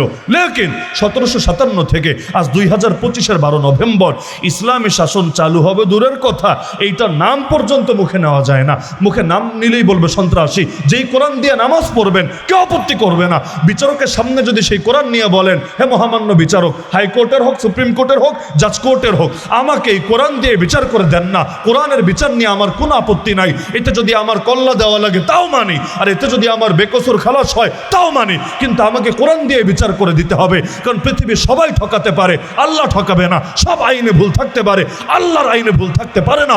আমাকে এমন একটা কোর্টের নাম বলেন যেখানে আমাকে কোরআন দিয়ে বিচার করে দেবে, আমাকে নিরাশ করবে না। বাস্তবতা হলো বিচার তো কেউ কোরআন দিয়ে করবে না, করবেই না। উল্টা বলবে, কিরে তোদেরকে আমাদের আইন ভালো লাগে না, আমাদের বিধান ভালো লাগে না, আমাদের বানানো এই সমস্ত নীতি ভালো লাগে না, কিরে তোর কথায় দেখে মৌলবাদের গন্ধ পাওয়া যায়, উগ্রবাদের গন্ধ পাওয়া যায়, সাম্প্রদায়িকতার গন্ধ পাওয়া যায়, তুই আবার টঙ্গিত হয়ে গেলি না? কি বলবে না, কে বলবে না? অথচ অপরাধকে এই কোরআন দিয়ে নামাজ পড়েন, এই কোরআন দিয়ে আপনি বিচার চেয়েছেন, আর কিছু না। সূরাতুল মাইদা আয়াত নম্বর 52 আল্লাহ বলেন, আফা হুকমাল জাহিলিয়াতি ইয়াবগুন, আরে বান্দা কি অনইসলামিক বিচার চায়? ওমান আহসানু মিনাল্লাহি হুকমান লিকাওমিন ইউকিনুন। বিশ্বাসী সম্প্রদায়ের জন্য, বিশ্বাসী সম্প্রদায়ের জন্য আল্লাহর চাইতে উত্তম বিচারক আর কে হয়? তাহলে কত পার্থক্য বলবো, রাত শেষ হবে, পার্থক্য শেষ হবে না। তাহলে আমাদের জন্য সর্বোত্তম শাসন কার শাসন? কারণ আল্লাহর জমিন আল্লাহর গোলাম হতে পারে লজ্জার ব্যাপার না। এজন্য নবীর নামে কালেমা পড়তে গেলেও নবীর পরিচয় দেয় এক নম্বরে তিনি আল্লাহর গোলাম। ওয়া আশহাদু আন্না মুহাম্মাদান আবদুহু আগে, ওয়া রাসূলুহু পরে। আবদুহু মানে তিনি আল্লাহর গোলাম, রাসূলুহু মানে তিনি আল্লাহর রাসূল। আমার নবীর সবচাইতে বড় পরিচয় যদি এটা হতে পারে তিনি আল্লাহর গোলাম, এতে যদি তার মান না কমে, ইজ্জত না কমে, সম্মান না কমে, বরং এটাই তার জন্য সবচাইতে বড় সম্মান, তাহলে নবীর চাইতে তো আর বড় হয়ে যাই নাই আমরা। আরে নবীর পায়ের ধুলা সমান তো হই নাই আমরা। তাহলে আমাদের সবচাইতে বড় পরিচয় হবে আমরা কার গোলাম? আমরা আল্লাহর গোলাম হয়ে বাঁচতে চাই, আল্লাহর গোলাম হয়ে মরতে চাই, আল্লাহর গোলামের মাঝে সুখ পেতে চাই। ইন্না সালাতি ওয়া নুসুকি ওয়া মাহইয়ায়া ওয়া মামাতি লিল্লাহি রাব্বিল আলামিন। কোরআনের ভাষায় নিশ্চয় আমার নামাজ, আমার কোরবানি, আমার জীবন, আমার মরণ সব একমাত্র আল্লাহ রাব্বুল আলামিনের জন্য। তাহলে ইসলামী শাসন আর প্রচলিত ধারার শাসনে পার্থক্য আছে নাকি নাই?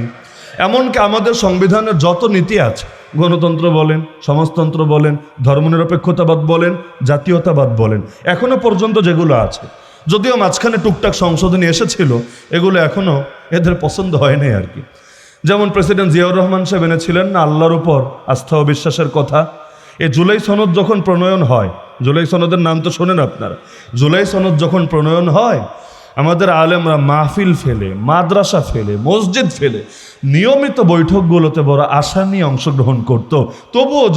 তবুও যদি আমাদের স্যাক্রিফাইসের বদৌলতে ওই হারানো ইসলামী কথাগুলো ফিরে আনা যায়, ওই সংবিধানে না ঢুকুক, অন্তত জুলাই সনদে ঢুকে, এরপর যদি এটাকে দিয়ে আগামীতে সুন্দর একটা সংবিধান প্রণয়ন করা যায়, এভাবে 1 বছরের বেশি হুজুররা সময় দিল, মনে বড় আশা, এবার বসে বাস্তবায়ন হবে। যতগুলো প্রস্তাব দিয়েছে এর মধ্যে এক নম্বরই ছিল যে বিসমিল্লাহির রহমানির রহিম দিয়ে শুরু হবে, আর আল্লাহর উপর আস্থা ও বিশ্বাসের কথা থাকবেই থাকবে। কারণ ইসলামী একটা দেশ, মুসলমানদের একটা দেশ, যেখানে অধিকাংশ মানুষ মুসলমানই শুধু না, ইসলামী মূল্যবোধে বিশ্বাসী, ধর্মপ্রাণ, সেখানে এতটুকু না থাকার কোনো যুক্তিই থাকতে পারে না।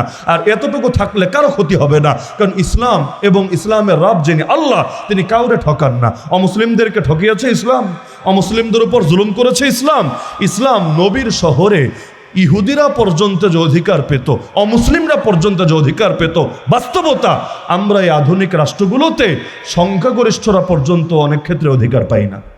তো এতদিন সময় দিল বড় আশা নিয়ে, এই বুঝে কোনো রেজাল্ট আসবে, লাস্টে গিয়ে দেখা গেল এতটুকুও তাদের সহ্য হলো না, এইটা পর্যন্ত ঢুকানোর হিম্মত দেখালো না। হ্যাঁ, বামদের কথা ঢুকলো, নাস্তিকদের কথাগুলো ঢুকলো, আর হুজুরদের প্রস্তাবগুলো কোন ফাঁকে ডিলিট হয়ে গেল এক আল্লাহ ছাড়া আর কেউ জানে না। তাহলে দেখা যাচ্ছে এখন যে 4টা নীতি আছে সংবিধানে, 4টাই তো ভেজাল।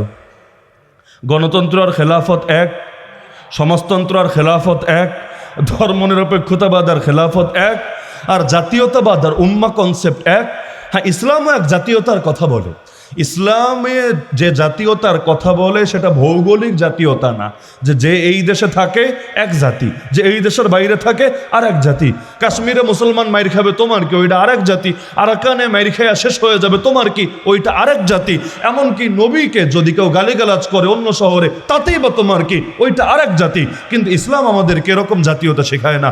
ইসলামের জাতীয়তা ভাষা কেন্দ্রিক না, ইসলামের জাতীয়তা এলাকা কেন্দ্রিক না, ইসলামের জাতীয়তা গায়ের রং কেন্দ্রিক না, যেগুলো বর্তমান দুনিয়ায় চলে। ওই অনেকে আছে শ্বেতাঙ্গ জাতীয়তা, কৃষ্ণাঙ্গ জাতীয়তা, সাদারা এক জাতি, কালারা আরেক জাতি। সাদারা কালাদের দেখতে পারে না, কালারা আবার সাদাদের সহ্য করতে পারে না। এজন্য আফ্রিকার অনেক অঞ্চলে কালারাও মাইট দেয় মাঝে মাঝে সাদাদের, সাদা মানেই তার চোখে দুশ্মন। আবার অনেক জায়গায় ভাষা, এই ভাষার লোক এক জাতি, এই ভাষার না আর এক জাতি। আর ইসলামী জাতীয়তার মূল কথা হলো, যারা মুসলমান তারা পৃথিবীর পূর্বে থাকুক পশ্চিমে, উত্তরে থাকুক দক্ষিণে, শিমাল থেকে জনুব, মাশরিক থেকে মাগরিব, সকলে এক জাতি।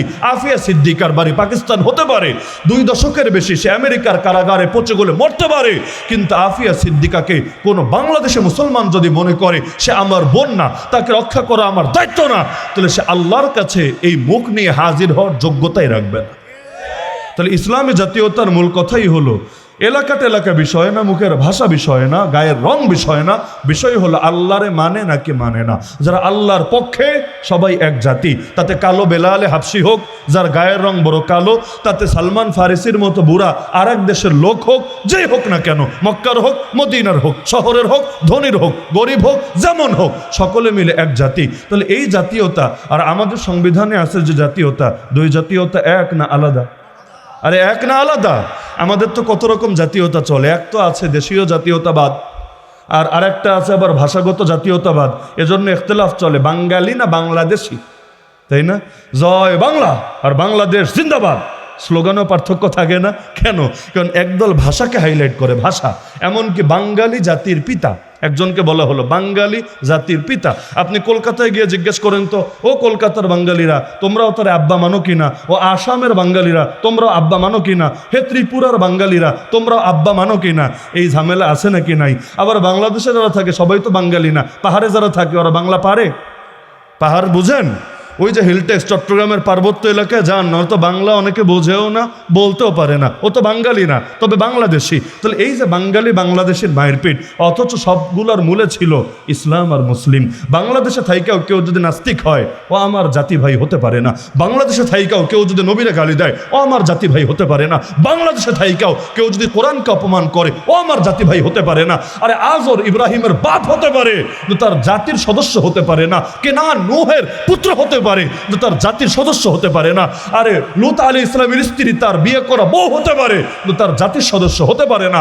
এমনকি মুহাম্মদুর রাসূলুল্লাহর আপন চাচা আবু লাহাব তার আপন চাচা হতে পারে, তার জাতির সদস্য হতে পারে না। তাহলে ইসলামী জাতীয়তার মূলেই হলো ঈমান, দেশ না, ভাষা না, গায়ের রং না। ভাষা যাই হোক, গায়ের রং যাই হোক, দেশ যেটাই হোক, যারা লা ইলাহা ইল্লাল্লাহ বলে তারা এক জাতি, তাদেরকে আলাদা করা যাবে না। এই যে ইসলামী শাসন ব্যবস্থার নাম লিখেছেন না, এখানে যে বিষয় দিয়েছেন না ইসলামী শাসন ব্যবস্থা, মজার বিষয় কে জানেন? এটা কোনো দেশীয় বিষয় না। তাহলে বলবেন কি? আন্তর্জাতিক বিষয়। ইসলাম দেশে দেশে সীমাবদ্ধ থাকার জিনিস না। আমার নবী কি লোকাল নবী না আন্তর্জাতিক নবী? সবাই বলেন না, আমার নবী লোকাল নবী না আন্তর্জাতিক নবী? নবীর যে আদর্শ সেটা কি কোনো এক দেশের জন্য না সারা দুনিয়ার জন্য? আমার নবীর শিক্ষা ছিল কি জানেন? এক দুনিয়ায় মুসলমানদের এক নেতা থাকবে, দ্বিতীয় কেউ না। এক দুনিয়ায় এক নেতা। আবু বকরের জামানায় তিনি নেতা, দ্বিতীয় নেতার নাম বলেন। ওমরের জামানায় তিনি নেতা, বিরোধী দলীয় নেতার নাম বলেন। ওসমানের জামানায় তিনি নেতা, আরেকজন নেতার নাম বলেন। কেন? সারা দুনিয়ায় নেতা যখন একজন হবে তখন মুসলমানদের স্বার্থ সুন্দরভাবে রক্ষা পাবে।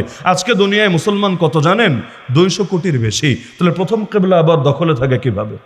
200 কোটি মুসলমান থাকলে দেশে দেশে আমাদের রক্তের বন্যা বয়ে যায় কিভাবে? 200 কোটি মুসলমান থাকলে নিয়মিত নবীর অপমান হয় কিভাবে? 200 কোটি মুসলমান থাকলে তো দুনিয়াতে আমরাই সেরা থাকার কথা। আমাদের উপরে তো কেউ মাথা উঁচু করেই দাঁড়াতে পারার কথা না। তাহলে 200 কোটি মুসলমান বসেও কিছু করতে পারছে না কেন? ওই যে ইউনিটি নাই, একতা নাই। একতা থাকে কিভাবে? সকলে যখন একটা শাসন ব্যবস্থায় বিশ্বাসী হয়, সকলের নেতা একজনই হন, যাকে খলিফা বলে। খলিফা আলাদা হয় না, বাংলাদেশের খলিফা অমুক, পাকিস্তানের খলিফা অমুক, আফগানিস্তানের খলিফা অমুক, ইন্ডিয়ার খলিফা অমুক। বরং এক দুনিয়ায় খলিফা কয়জন? এক দুনিয়ায় খলিফা কয়জন? অথচ দেখেন আমরা কতটা বিচ্ছিন্ন। আমরা যখন জেলে ছিলাম 2021-এ, কোন কোন দেশ থেকে বিবৃতি এসেছে আমাদের নামে বলেন? মুসলিম কান্ট্রি নাই, 57টা নাই। তাহলে বাংলাদেশে প্রায় 3000-এর বেশি আলেম তালেবুল ইলম জেলে বন্দি, যার মধ্যে দেশ সেরা আলেমরাও আছে, সবচাইতে টপে থাকা আলেমরাও আছে। 2021-এর কথা বলছি। কোন কোন দেশ বিবৃতি দিয়েছে বলেন? অথচ চিন্ময় দাস ব্রহ্মচারী, ইসকনের এই পণ্ডিত নেতা, যখন দেশবিরোধী কাজ করে, যখন গিয়ে জেলে ঢুকলো, সবার আগে আরে বাংলাদেশের লোকেরাও কথা শুরু করার আগে একদম দিল্লি থেকে বিবৃতি এসেছিল নাকি আসে নাই? তাহলে মুসলমান এত নিরীহ হয়ে গেল, মুসলমান এত অসহায় হয়ে গেল কেন? মুসলমান নিজেদের একতা নাই করে দিল কেন? আমাদেরকে জাতিসংঘের পেছনেই বা ছুটতে হবে কেন? আমাদের কেন? আমরাও তো একটা জাতি, 200 কোটি মুসলমান। এই যে জাতি, এই জাতির কোনো কেন্দ্র নাই কেন? এই জাতির কোনো নেতা নাই কেন? অথচ 200 কোটি যদি খালি এক থাকতো, পৃথিবীর কোনো বাপের বেটা নাই জাতির দমায় রাখতে পারত। তাহলে ইসলামী শাসন ব্যবস্থা কি শুধু দেশীয় ব্যাপার না সারা দুনিয়ার ব্যাপার? তাহলে সবার আগে তো দরকার ছিল সারা দুনিয়ার মুসলমান এক হবে, কিন্তু হবে কিভাবে? এই জাতীয়তাবাদ আমাদেরকে ছিন্ন বিচ্ছিন্ন করে দিয়েছে। এক জাতিরে ভেঙে ভেঙে কত জাতি বানিয়েছে। তুমি বাঙালি আলাদা জাতি, তুমি ইন্ডিয়ান আলাদা জাতি, তুমি পাকিস্তানি আলাদা জাতি, তুমি আফগানি টার্কি আরাবিয়ান আলাদা জাতি, তুমি সিরিয়ান ইয়ামানি সুদানি আলাদা জাতি। অথচ আমরা মুসলমান সবাই মিলে কয় জাতি? ওই যতদিন পর্যন্ত এই আদর্শ পুনঃপ্রতিষ্ঠিত না করতে পারবেন, খেলাফত শব্দ মুখেই থাকবে, খেলাফত শব্দ ওয়াজেই থাকবে, খেলাফতের স্বপ্ন আর কোনোদিনও বাস্তবায়িত হবে না। কারণ খেলাফত কায়েম করতে সমস্ত মুসলমানদের একতার কোনো বিকল্প হতেই পারে না। তাহলে এক নম্বর ঝামেলা হলো দুনিয়ার মুসলমানদের এই জাতীয়তাবাদ। তাহলে যুবকদের করণীয় কি? ওই যে একটা বিষয় দিয়েছেন না এখানে, এক নম্বর করণীয় হলো উম্মা কনসেপ্টকে জাগ্রত করতে হবে। উম্মা বুঝেন? আমরা মুসলিম উম্মা, উম্মার অর্থই হলো জাতি। তাহলে সবার ভেতরে এই পরিচয় ঢুকাতে হবে। তুমি কওমি হও, তুমি আলিয়া হও, তুমি দেওবন্দি হও, তুমি সালাফি হও, তুমি তবলিগি হও, তুমি পীরের মুরিদ হও, তুমি আওয়ামী লীগ হও, তুমি বিএনপি হও, তুমি জাতীয় পার্টি হও, তুমি জামাত হও। এই সব পরিচয়ের চাইতে বড় পরিচয় থাকতে হবে আমি মুসলিম, আমি মুসলিম, আমি মুসলিম, সমস্ত মুসলমান আমার ভাই। যদি এমন হয় এই লোকটা বিএনপি করে তুমি আওয়ামী লীগ করে জন্য মনে করো ওরে পিটাতে হবে, ওরে মারতে হবে, ওর গাড়িতে আগুন দিতে হবে, তাহলে মনে রেখো মুসলিম পরিচয়ের চাইতে তোমার দলীয় পরিচয় বড় হয়েছে। তুমি ইসলামী খেলাফতের জন্য, শাসন ব্যবস্থার জন্য জামানা সবচাইতে বড় ফিতনায় পরিণত হয়েছে। নিজেরাই যখন নিজেদের দুশ্মন, আমাদের দমাতে তো আর অন্য কাউরে লাগে না, তাই না? আমরাই তো আমাদের দুশ্মন রে ভাই, আমরাই আমাদের দুশ্মন। আমাদেরকে দমাতে তো আর মোদি লাগবে না, অমিত শাহ লাগবে না, ওরা শুধু একটু উস্কানি দিবে, আমরাই যথেষ্ট আমাদেরকে দমায় দেওয়ার জন্যে। অথচ কোরআন সবার না, কোরআন সবার না, নবী সবার না, কাবা সবার না, আল্লাহ সবার না, তাহলে আমরা কেন সবার হতে পারি না? কুনতুম খায়রা উম্মাতিন উখরিজাত লিন্নাস, তোমরা শ্রেষ্ঠ জাতি। কেন?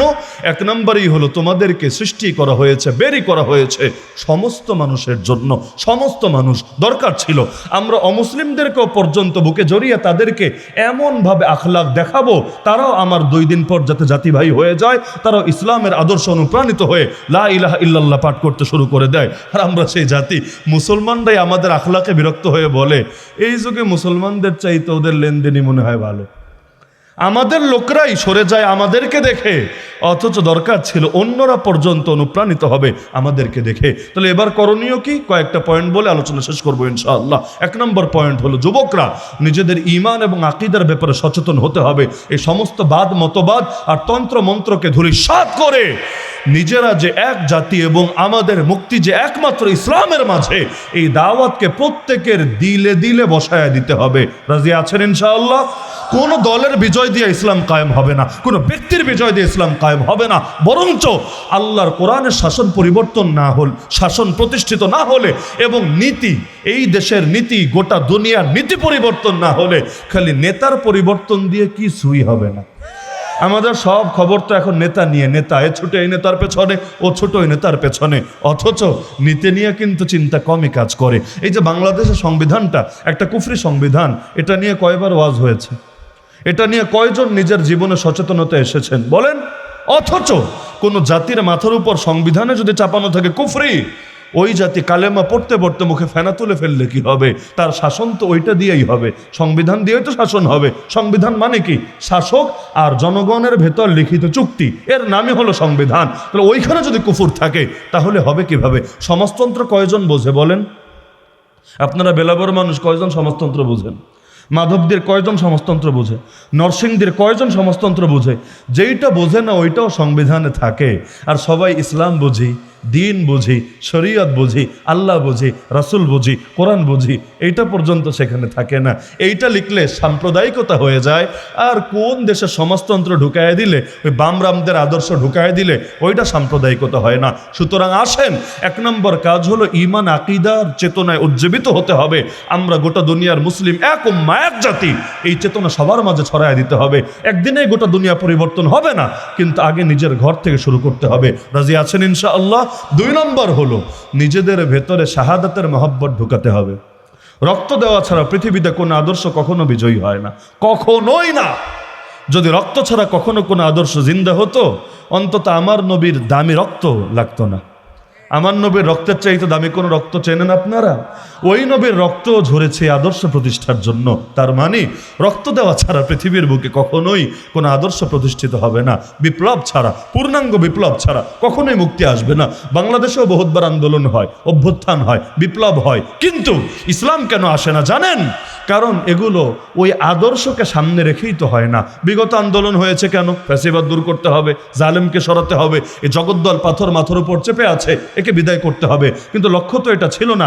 এরপর কি হবে? চলো এরপর এটারে সোনার মদিনা বানায় ফেলবো ইনশাআল্লাহ, এরপর কোরআনী শাসন জারি করে ফেলবো ইনশাআল্লাহ, এমন কোনো চেতনা তো ছিল না। অথচ এই যুবকরা যেই কয়জন রক্ত দিয়েছে, যদি খালি লক্ষ্যের মধ্যে এটাও থাকতো আমাদের রক্তের যাতে মূল্য হয়, এটার যাতে একটা রেজাল্ট আসে, সেই রেজাল্ট হলো সব অন্যায় দূর করতে চাইলে ইসলাম লাগবেই লাগবে। না হলে সংস্কার সংস্কার সংসার শুনতে শুনতে কান ঝালাপালা হবে। আরে কত সুন্দর সুন্দর ওয়াদা দেখে মনে হবে দেশটা মনে হয় এখন 1 লাফ ইউরোপ আমেরিকা হয়ে যাবে, কিন্তু দীর্ঘ সময় যাওয়ার পর দেখবে সব স্বপ্নই তো ভঙ্গ হয়েছে। প্রথমে আবেগে লাফাবে, আরে 1 বছর না 5 বছর, 5 বছর, 5 বছর, প্রয়োজনে 50 বছর, প্রয়োজনে সারা জীবন। 2 দিন পর বলবে থাক, আপনি আপনার মতো থাকেন, আমাদেরকে আমাদের মতো থাকতে দেন, আপনারা দিয়ে আমাদের ফায়দা হবে না। বাস্তবতা এটাই, কোনো ব্যক্তি কিচ্ছু করতে পারবে না। আল্লাহর দিন ছাড়া এই জাতির মুক্তি কখনোই আসবে না। তাহলে দিনের জন্য একটা বিপ্লব দরকার নাকি দরকার না? চূড়ান্ত একটা বিপ্লব, যে বিপ্লবের পর আর কোনো জুলুম থাকবে না, আর কোনো রক্তারক্তি থাকবে না। এই যে বাংলাদেশে রক্তারক্তি আগের চাইতে কমেছে না বেড়েছে? কমে নাই। ছিনতাই কমে নাই, ডাকাতি কমে নাই, চুরি কমে নাই, হয়রানি কমে নাই। কি কমেছে? হ্যাঁ, চিত্র পরিবর্তন হয়েছে, জালেম পরিবর্তন হয়েছে, ব্যক্তি পরিবর্তন হয়েছে, ওয়ালপেপার চেঞ্জ হয়েছে, থিম কিন্তু আগেরটাই রয়ে গেছে। ওয়ালপেপার পরিবর্তন হলে কি হবে? থিম যদি একই থাকে। এমনকি কারে দিয়ে আশা করবেন? কাকে দিয়ে? আইনের লোক আইনের পোশাক পরেও বেআইনি কাজ করবে যদি দিলে আল্লাহর ভয় না থাকে। এখন তো সুন্দর সুন্দর কথা চলে, পুলিশের কাপড় পাল্টায় দাও, কি হবে? কাপড় পাল্টালে কি হবে? হ্যাঁ, একটা হবে, আমার এই কষ্টে উপার্জিত অর্থ যেটা কর হিসাবে সরকারকে দেই, এই অর্থটা অপচয় হবে। এছাড়া আর কি হবে? ঘোড়ার ডিম হবে। আরে ভেতরের খাসলত যতদিন পরিবর্তন না হবে, উপরের পোশাক যতই পাল্টাও ঘোড়ার ডিম হবে। বিগত দিনে গুমটুম কারা করেছে? আয়নাঘর কারা বানিয়েছে? ওই বাহিনীর নামও তো লোকে মুখে আনতে ভয় পায়। বাস্তবতা সব গালি তো মানুষ শুধু একটা সাইডেই দেয়, কিন্তু আয়নাঘর কারা করেছে? এটা তো সাধারণ কোনো বাহিনীর কাজ না। তাহলে এই যে এদেরকেও পোশাক পাল্টায় দিলে কি হবে? জাস্ট পোশাক চেঞ্জ করলেই মানুষের মতো মানুষ হবে? দরকার ছিল এদের আত্মিক পরিশুদ্ধির জন্য, আত্মার পরিশুদ্ধির জন্য মেহনত চালু করবে। দরকার ছিল নাকি ছিল না? কিছু আলেমরা দায়িত্ব দিবে, আপনারা কাউন্সিলিং করেন, তাদেরকে প্রয়োজনে বিভিন্ন দিনে মেহনতে পাঠাবে, যারা যেইটাই লাগালে কাজ হয়। যে ভাই তুই কয়দিন তবলিগে যা, তুই কয়দিন অমুকের ওইখানে গিয়ে ইসলাহি মেহনত কর, তুই কয়দিন কোরআন শেখ। প্রয়োজন এগুলোর মেহনত করবে, যাতে দিলে আল্লাহর ভয় ঢোকে। কারণ আল্লাহর ভয় ঢুকলে মানুষ দুনিয়ার বুকে ফেরেশতার চাইতেও উত্তম হবে। আর আল্লাহর ভয় না ঢুকলে কোনো কিছু দিয়ে কিছু হবে না। তাহলে একটা বিপ্লব লাগবে নাকি লাগবে না? কিসের পক্ষে? ইসলামের পক্ষে, দ্বীনের পক্ষে, শরীয়তের পক্ষে। ওই বিপ্লব ছাড়া শুধু ওয়াজ দিয়ে, শুধু দাওয়াত দিয়ে, শুধু দোয়া দিয়ে হবে না, হবে না। শুধু দোয়া দিয়ে যদি সমাজ পরিবর্তন হতো, আমার নবীকে বদরে যাওয়া লাগতো না। নবীর দোয়ার চাইতে দামি দোয়া কোন হুজুর করতে পারে? ওই হুজুরের নামটা বলেন না। আমার নবীও দোয়া করেছেন, 1 দিন 2 দিন না, 13টা বছর। এরপরও বদরে যেতে হয়েছে, উহুদে যেতে হয়েছে, খন্দকে যেতে হয়েছে, নিজের দাঁত শহীদ করতে হয়েছে, আঙ্গুল কাটাতে হয়েছে, নিজের আপন চাচার বুক চিরে কলিজা বের করে চিবিয়ে খাওয়া হয়েছে, এ নির্মম দৃশ্য দেখতে হয়েছে, 3 বছরের বেশি জেল খাটতে হয়েছে, ক্ষুধার জ্বালায় পেটে পাথর বাঁধতে হয়েছে, 2 মাস পার হয়েছে, ঘরে চুলা জ্বলে নাই, এভাবেও কষ্ট তাকে করতে হয়েছে। এমনি সুফল আসে নাই, এমনি গোটা পৃথিবীতে ইসলাম ছড়ায় নাই। আমরা তো ভাবি জিলাপি খাই বাস, অটো এক দোয়া করব, একদম দোয়া করতে দেরি আর ইসলাম প্রতিষ্ঠিত হতে দেরি না। এভাবে কখনো ইসলাম আসবে না। ইসলাম জিন্দা হতা হয় হর কারবালা কে বাদ। আমাদেরকেও জামানের হুসাইন হতে হবে, জামানের ইয়াজিদদের বিরুদ্ধে প্রয়োজন রক্ত ঢেলে দিতে হবে, তবে ইনশাআল্লাহ আমাদের রক্তের উপর ইসলামের ফুল ফুটবে। তাহলে শাহাদাতের তামান্না রাখতে রাজি আছেন তো ইনশাআল্লাহ? দিনের জন্য, দলের জন্য না, নেতার জন্য না, দিনের জন্য। দিনের জন্য একটা কষ্টের কথা বলেই ফেলি, আমাদের কাছে মাঝে মাঝে দিনের চাইতে দল দামি হয়ে যায়। দলের জন্য প্রয়োজনে দিনে কাটছাট করব, ইসলামের বহুত বিধানরে কম্প্রোমাইজ করব, কিন্তু আমার দলরে যে কোনোভাবে আমি উপরে রাখবো। অথচ দরকার ছিল আমার দিনকে আমি সব কিছুর উপরে রাখবো। আমার দল যদি এর বাইরে যায়, একদম এক ধাক্কায় 3 তালাক দিব। 1 তালাক 2 তালাকেরও কোনো আপত্তি নেই যে 2 দিন পর আবার ফেরানোর চান্স থাকে, একদম প্রয়োজনে 3টা দিয়ে দিব, দিয়ে লাল কার্ড দেখায় বিদায় করব। তো দিনের ব্যাপারে কোনো কম্প্রোমাইজ আমরা করব না। দরকার ছিল না কি ছিল না? এখন যেটা হয়, আমরা সমাজ পরিবর্তন করতে গিয়ে নিজেরাই পরিবর্তন হয়ে যাই, সমাজ পরিবর্তন করতে গিয়ে নিজেরাই পরিবর্তন হয়ে যায়। তো সব কষ্ট এখানে যে এত রক্ত যায় কিন্তু সুফল আর আসে না। সেই চাঁদাবাজি, সেই ছিনতাই, সেই মায়ের বুক খালি হওয়া, সেই খুন গুম, সেই আলেম ওলামার শানে বেয়াদবি, সেই মাহফিলের মধ্যে কত ধরনের দুর্যোগ, সেই সুদ, সেই ঘুষ, সেই দুর্নীতি, সেই জুলুম, সব যদি চলতে থাকে, কি হলো এত রক্ত দিয়ে? আল্লাহ হেফাজত করুক আমাদেরকে। সুতরাং ইসলামের জন্য বিপ্লব করতে রাজি আছেন ইনশাআল্লাহ? আমার নবী মদিনায় ইসলাম কায়েম করেছিলেন কিভাবে? এ সমাজ বিপ্লব করি। হ্যাঁ, মক্কায় বিশাল বাহিনী নিয়ে আসতে হয়েছে, বাহিনী দেখে ভয় পেয়ে তারা সারেন্ডার করেছে। মদিনায় তাও লাগে নাই। আমরা যুদ্ধ বাদ দেন, আমরা তো ওই নীরব বিপ্লবটাও করতে রাজি না। এমনকি ইসলামের জন্য কিছু করা দরকার, এটা তো আমরা ভাবি না। সব ভাবি মোল্লাদের দায়িত্ব, সব মোল্লাদের দায়িত্ব।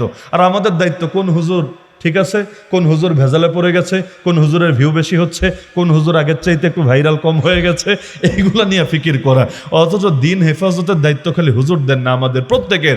এটা আমাদের মনেই থাকে না। বাংলাদেশে অন্তত 14 কোটি মুসলমান নাই? 14 কোটির মধ্যে 14 লাখ মুসলমান। 14 লাখ কত কম? 14 কোটির মধ্যে 14 লাখও যদি এক দফা এক দাবি নিয়ে মাঠে নামতো, এই বাংলার জমিনে এতদিনে দিন জিন্দা হয়ে যেত।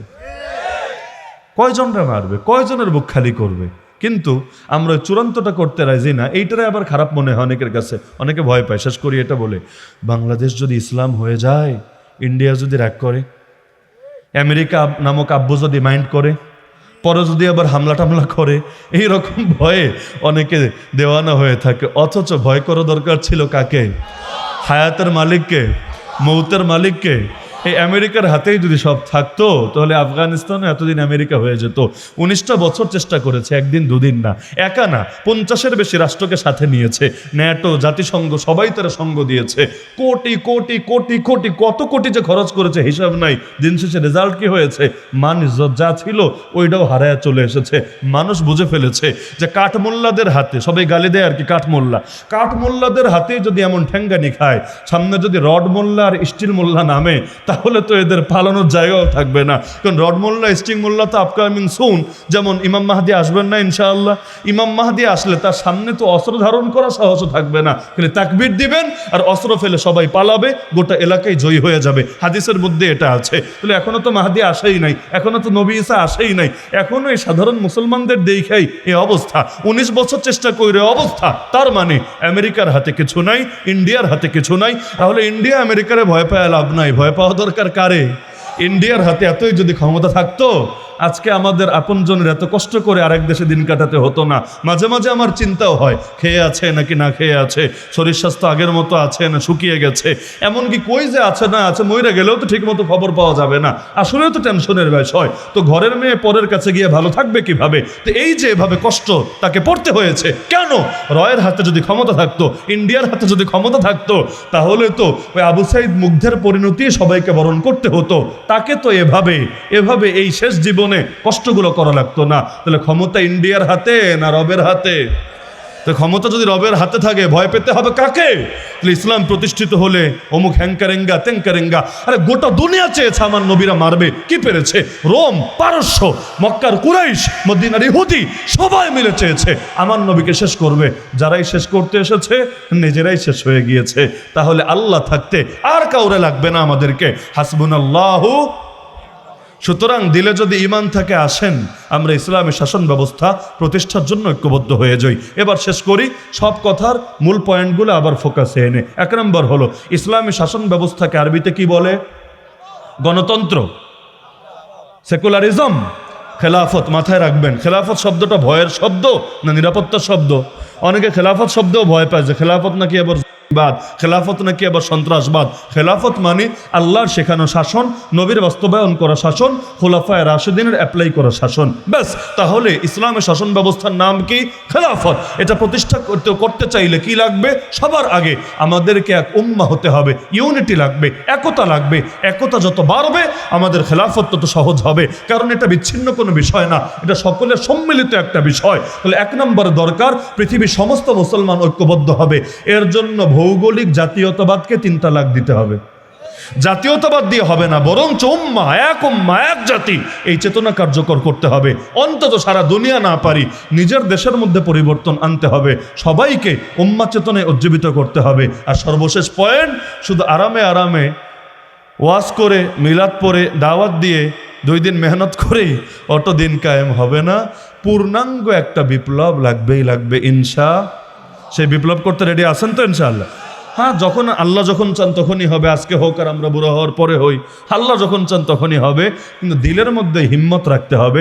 আমরা জামানার বেলালে হাবশিও হতে রেডি, আমরা জামানার খালেদ বিন ওয়ালিদও হতে রেডি।